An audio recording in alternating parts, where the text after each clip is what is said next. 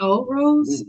So someone wants to know how does a new Secure Act 2.0 rule impact retirement contribution? Contributions, whether it impacts the limits, those are adjusted every year anyways. So the main things with the Secure 2.0 Act was with money coming out. If you inherit an IRA, you have to defund the IRA within 10 years. There was a whole thing about, can you do it at the end of the 10 years or do you have to do it throughout the whole 10 years? And we finally got clarity on that a year or two ago, saying it has to be each and every year. You got to defund the account. It moved the RMD age from 70 and a half to 72. Did it have any effect on contributions? Off the top of my head, I can't think of any major changes to contributions other than just the dollar limit figures being adjusted. I will have to look into that and get back to you. Oh, it looks like increase the catch-up contributions for ages 60 to 63 Okay. through 63. Mandatory Roth catch-up contribution for high earners, and then automatic enrollment and escalations. Okay. So it did help a few things. And employer matching for student loan repayments, Yeah, emergency saving withdrawals. On the withdrawal side. Was the $5,250 for student loans that was in the Secure 2.0 Act? Yep. I thought that was a different bill. Okay.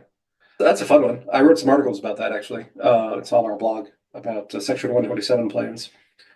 And say underutilized strategy. So before that legislation, you could, and Starbucks was famous for this, even if you were a part-time employee, they would help you pay for your schooling or college, whatever.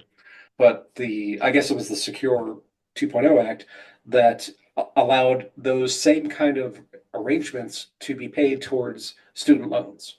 So that was a new thing that, potentially could be a tax-free benefit for employees of up to $5,250. And it could be done where the employer pays the employee, that money, the employee turns around and pays the student loan, or the employer can actually pay the student loan directly.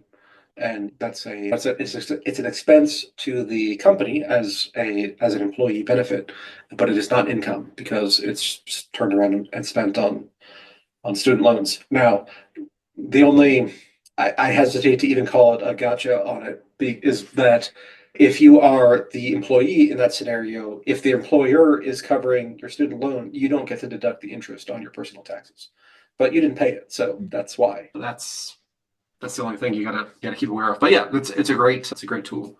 But yeah, so like catch ups and all those kinds of things, those get adjusted constantly. And Secure 2.0 Act, I guess, adjusted some of those on top of that.